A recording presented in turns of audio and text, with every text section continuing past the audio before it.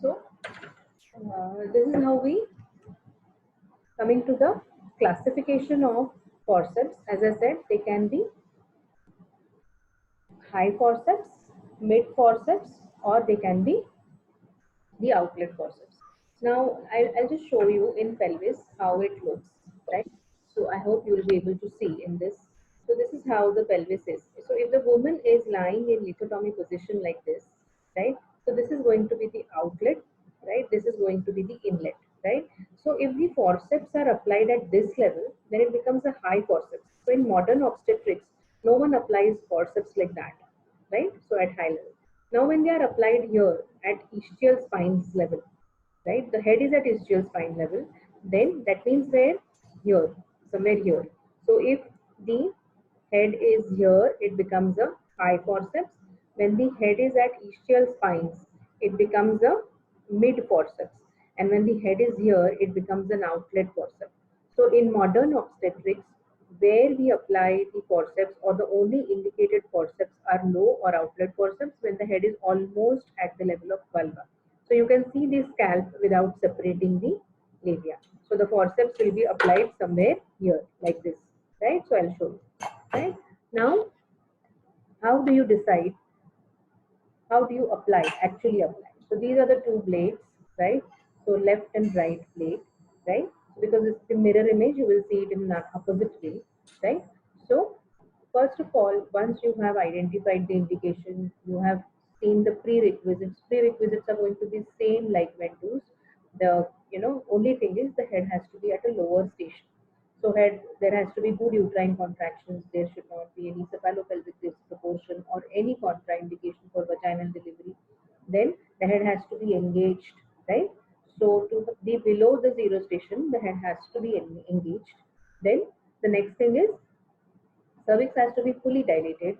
Then membranes are to be ruptured. If not ruptured, then the head has to be at +2 or below, preferably at outlet. That means without separating the labia, you should be able to see the scalp almost just before crowning stage. And that is an ideal case for modern obstetrics outlet forceps. Right? So once all these things are ruled out, then you are going to consider analgesia for labor. So for outlet forceps, if patient is already on epidural analgesia, it will be best. Patient has already opted for epidural analgesia, then your job is already done. But if the patient has not taken epidural analgesia, you'll have to give local anesthesia to the episiotomy area. There is no role of pudendal block for outlet forceps, but low forceps you will have to give pudendal block, which is almost given, at the level of,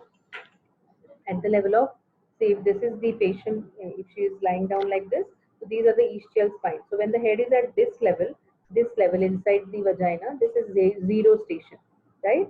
And when his head is here almost at the outlet, it is the +4 +5 station. So pudendal nerve is somewhere here.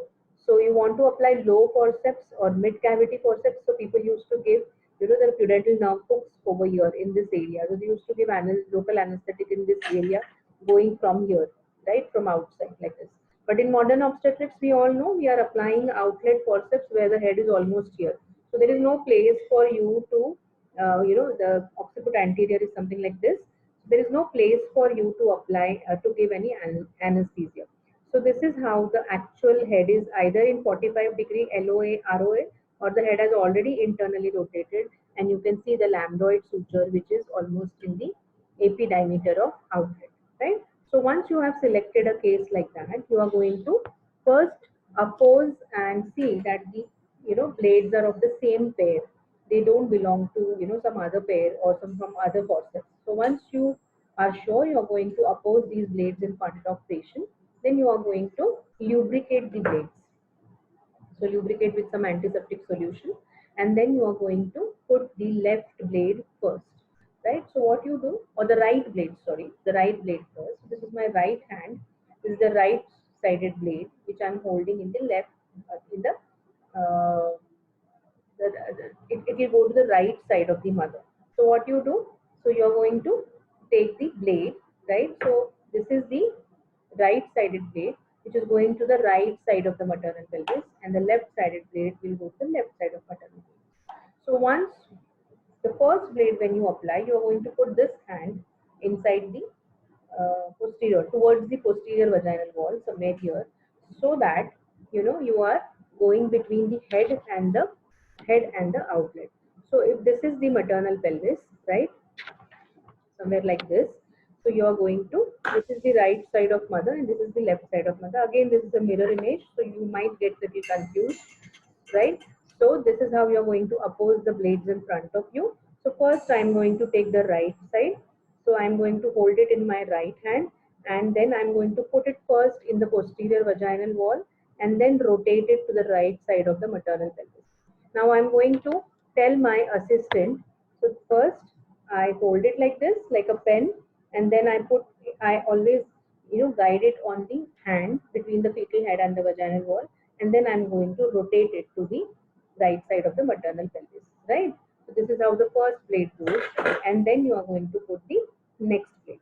So once you have put both the blades inside, after putting the first blade, you are going to tell your assistant to hold the blade in place. So when I have put my first blade, I go like this and then I'm going to keep it like this. So you will tell your assistant to hold it in place. Then you are going to put the second blade like this and then rotate it to the opposite side. And then you are going to lock both the blades, right? So this is how they are going to lock like this. So once they lock, they will appear like this, something like this. And here is going to be the fetal head, right? Now again at outlet forceps.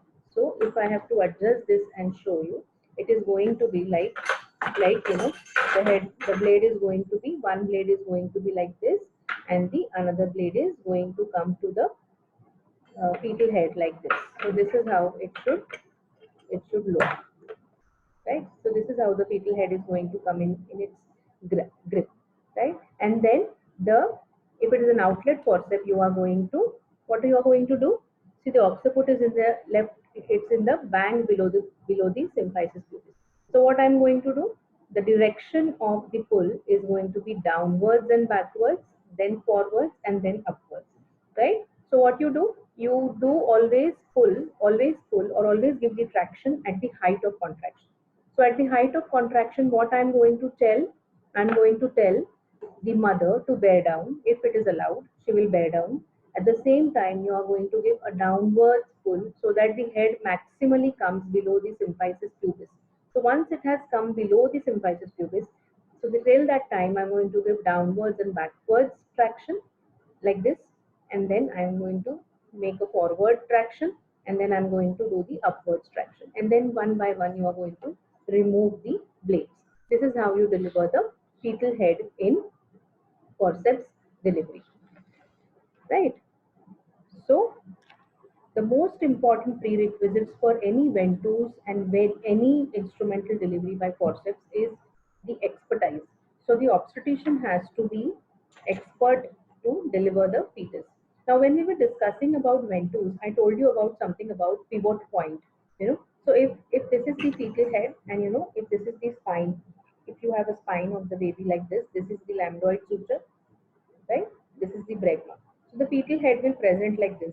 So if I apply ventouse here, by chance, then I am going to pull like this. So what will happen? Extension of head will happen, which should not happen. So this ventouse should be as near the lambdoidal suture or near the occiput as possible, so that when I pull it down, more and more flexion happens, and the engaging diameter becomes more and more less. It becomes less, and you can deliver the suboccipital-bregmatic diameter very easily, so that the flexion is always maintained. So, looking at these two instruments, which looks more traumatic, this is more traumatic to the mother, right? But it is more traumatic to the fetus because it causes lot of negative pressure on the fetal scalp, right? So this negative pressure can get transmitted to the internal cerebral structures that can lead to little hemorrhage inside, or subconjunctival hemorrhages are also seen with ventouse. But if selected properly and done quickly, if the baby delivers in 1 or 2 pulls, then it is a wonderful instrument and you can avoid cesarean section with these instruments. With this instrument, what is happening? It occupies a lot of space in the pelvis between the fetus and the mother. So it is going to cause more of trauma to the mother. So it will cause maybe trauma to the vaginal walls. It may cause trauma to the to the uterus also at times. Somebody who is inexperienced enough forcibly pulls it out. So what happens is baby is also getting little traumatized and the mother is also getting tears. Now this instrument leads to most common cause of it will lead to traumatic PPH, right? So, but because now there has been little prolonged labor, when you took decision little later, it can have mixed both trauma and tone, that is atonic BPH. So this is associated with traumatic plus atonic BPH at times, right? It can lead to big hematomas in the vagina. It can lead to hematoma in the pelvis, and it can also lead hematoma to the perineum. It can lead to perineal tear if not pulled properly. If you pull it very in a wrong direction, giving a lot of pressure on the posterior vaginal wall. So I think we have today seen two instruments. This is ventouse and this is obstetric forceps. It is the outlet forceps or the low forceps which is used at station 2 plus and below and preferably almost at the outlet. So this is an instrument used at a little lower level of station of fetal head. This is ventouse. This can be applied at any station below zero station also, little higher level also you can apply. So ventouse, if you ask me, if this is the, again, if I have to show you the level at which ventouse can be applied. So if this is the pelvis, right? Right? So ventouse can be applied even when the head is at zero station, almost at the level of ischial spine. So at such a high level. So at times, and forceps is applied when the head is here. So forceps are here, right? So outlet forceps and ventouse can be applied at a little higher station, right? At times, what you can do, the station is at zero, so you with ventouse you can get the station or you can get the fetal head down to +3 +4 and then apply forceps. So there is something called as combined ventouse plus forceps delivery, but it requires a lot of expertise. Correct identification and selection of case has to be done very well by an obstetrician. Now, these instruments are, they are boon to every obstetrician because you can quickly deliver the baby out. But if they are not used properly, the selection of case is not good, then what happens? The procedure fails. And then when it fails, you are all the more panicking because now the baby is also not come out and, the emergency is not treated well. So what you have to do, always make sure that you are doing these instrumental deliveries in OT setup as far as possible. So you don't waste time in starting cesarean section if at all required. So you are not going to do all these instrumental deliveries in some primary health center where there is no facility for cesarean section. So instrumental deliveries are done where there are facilities for cesarean section available and you have a neonatologist. So all these things. So if you are at a peripheral health center in some rural area where there is no facility for emergency cesarean section, it's better not to do anything. Just put the patient in ambulance and send the patient without any oxytocin running. That means what, you can start a plain drip IV fluid for the patient and send the patient to a higher center where these facilities are available. So no inexperienced person should never ever try these methods because they are boon to the obstetricians, but they can create havoc if not used properly. So we have learned today the this thing. Instrumental delivery, one is ventouse, then the second is obstetric forceps. So there is a cephalic, there is a so the curve which gets attached to the fetal head is called as cephalic curve, and the curve which gets attached to, which follows the curve of Caris, is called as the uh, pelvic curve, right? So pelvic curve and cephalic curve are two curves. This is this is a pair of forceps. Just to revise few points. So this is one leaf of forceps. So there are two leaves of forceps, right? Like you have leaves for trees. This is also called as leaves of forceps. So one leaf or each leaf consists of a blade. This is the blade, actual blade, which gets applied to the fetal head like this, like this. It gets fixed to the fetal head like this, right? And it is fenestrated. Why it is fenestrated? Because They wanted to reduce the weight of this instrument by making a hole. It accommodates fetal scalp also very well. So it causes less compression of the fetal head. Then there is a shank. Then there is a lock. Right? This lock is called as English lock. Right? There are different types of locks if you see the history of forceps. And then this is the handle of the forceps. How much force you require? The force for traction which is used is almost uh, 13 to 14 kgs per meter square. Means what? If the obstetrician is 6 foot, 6 feet tall, very tall fellow, muscular fellow, they should use only the strength of forearm muscles to pull the fetal head down. And if an obstetrician is, a woman or a delicate person, then from her that much strength is required, right from the shoulders area, the entire strength will be required. So to avoid too much of force to be applied to the traction while giving traction, it is always advisable that the obstetrician sits on a stool and then gives the traction, because then in that case when you're standing you will use all your force to pull the baby out. When you're sitting you can use only forearm force, right? So it is always advisable that the obstetrician sits down and gives the traction, so that only forearm muscles are used to pull the baby out. So this is how you decide how much force is to be used and how much traction is to be given. Now, what all complications these instruments can cause? They are going to definitely cause maternal and fetal complications. Maternal, as I said, trauma. So it can lead to cervical tears if you have not selected the case properly. So it will lead to some, trauma to the cervix, to the vagina. So vaginal tears, cervical tears. If you have applied it, at a higher level, not selected properly, it can lead to even rupture of uterus, right? Then what can happen to the fetus? So this can cause cephalomatomas, and it can also cause subconjunctival hemorrhage. This instrument specifically, because of negative pressure, can it can get transmitted inside, and it can lead to tentorial hemorrhages, and then minor subconjunctival hemorrhages, cephalomatomas also. So most important thing in instrumental delivery is the selection of case properly, the expertise of the faculty or the obstetrician, and the limitation. You must know your limit, that now I have given one or two courses and it is not coming out. So let's not compromise and shift the patient as early as possible to the OT. Or preferably, it should be done in OT setup, so that the moment you know that it is not going to come out, you can quickly start the cesarean section, right? Now, there are certain terminologies which are used, which are called as prophylactic forceps, and there is something called as cage forceps. Now, prophylactic forceps is, you know that this patient would have delivered otherwise normally without any aids, but still you want to apply forceps to prevent some maternal or fetal complications. So as I said, like heart disease of mother, you don't want her to bear down and go into failure. There's severe preeclampsia, severe anemia patient, the mother is exhausted.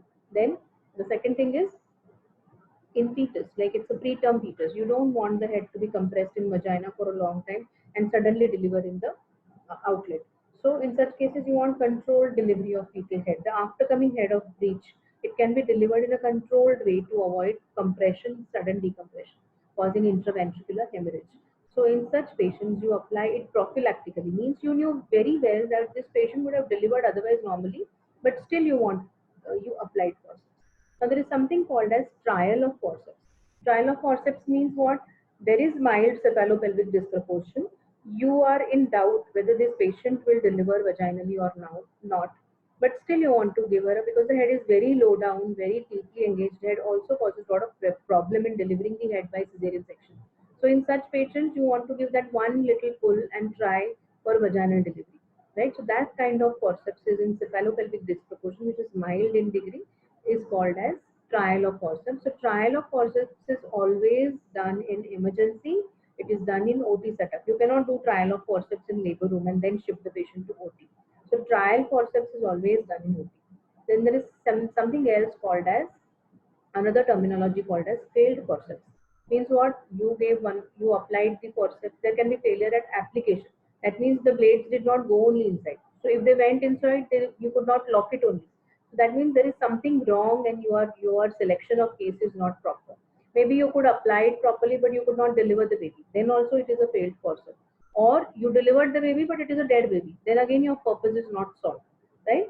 So these different terminologies are used for uh, prophylactic forceps, trial forceps, failed forceps, right? So these terminologies are used. Then I think you can get questions on compare and contrast between these two instruments. As I said, this can be used in at a little higher station with the cervix may not be fully dilated. 8 to 9 centimeters is also okay. So these 2 points are there. Third point is it is more traumatic to the fetus. It is more traumatic to the mother, right? It is you apply negative pressure on this. You are going to give manually traction. For this also manual traction is required. So there is one question which can come as compare and contrast between these two instruments. Then there can be another question of SAQ only on this instrument. Another question can be only on this instrument, right? BAQs can come as enumerate indications for this, indication for that. So they are going to be same. Indications are going to be almost same. Complications for ventus are more of fetus. The complications of forceps are more of mother, right? So at UG level, we expect at least this much from you. The level of forceps delivery which we do in modern obstetrics is outlet forceps or low forceps, where the station is +2 and below, the scalp is visible on vulva, and then there is no cephalopelvic disproportion. The occiput is in the AP diameter of the outlet or within 45 degrees LOA or ROA in the pelvis, and then uh, there is no contraindication for vaginal delivery. I think I was very clear about ventus and this thing. Now, one of the prerequisites was the patient should have good uterine contractions, and she should also have little bit bearing down efforts if it is not contraindicated. So, if there are no this thing, uterine contractions, so what will you do? So you will add oxytocin to the drip, isn't it? If the patient has a lot of pain, not able to bear down, what will you do? You may sedate the patient a little bit, give epidural analgesia, but that is already given. Most of the patients opt for epidural analgesia in today's world. So if they are given epidural analgesia already in the first stage of labor, so that's a good thing for you, for the obstetrician if it has already been given, right? There is another prerequisite, the membrane should be absent or ruptured. So if they are not ruptured, you will rupture the membrane, isn't it? But never ever you should try instrumental delivery if in per abdomen examination the head is not engaged. That means what? The head has not entered the pelvis completely. Don't even try to do all this, instrumental heroic deliveries. Just go ahead by with cesarean section. The most important thing in instrumental delivery is selection of proper case, selection of proper indication, and then knowing your own limitations, when to stop, right? I think we have finished this at undergraduate level. There is an interesting separate lecture which can be taken only on history of forceps. I would recommend all of you to just for your knowledge and just to read as a story. There's a story of Chamberlain family in Europe who kept this as a secret because they used to deliver all royal patients, and those days cesarean section was not there. So they used to close the door and deliver all their patients by some magic. And this magic was nothing but a big trunk of different sizes and varieties of forceps by which they used to deliver many royal women in those days. They used to relieve them of their pain. The outcomes used to be at times horrifying, but still, at least the labor used to end because of these instruments. So please read. In internet on internet you will get wonderful article. Maybe there is a Wikipedia also on Chamberlain family and forceps. You must read and how it was later on sold as kept as a secret, familial secret for 100 years, and then it was sold to obstetricians in Europe, and then it was available and made available to everyone in modern obstetrics, right? So thank you so much. It was nice experience teaching you. So please read and revise instrumental delivery. If you have any queries, we can discuss on WhatsApp. Thank you so much.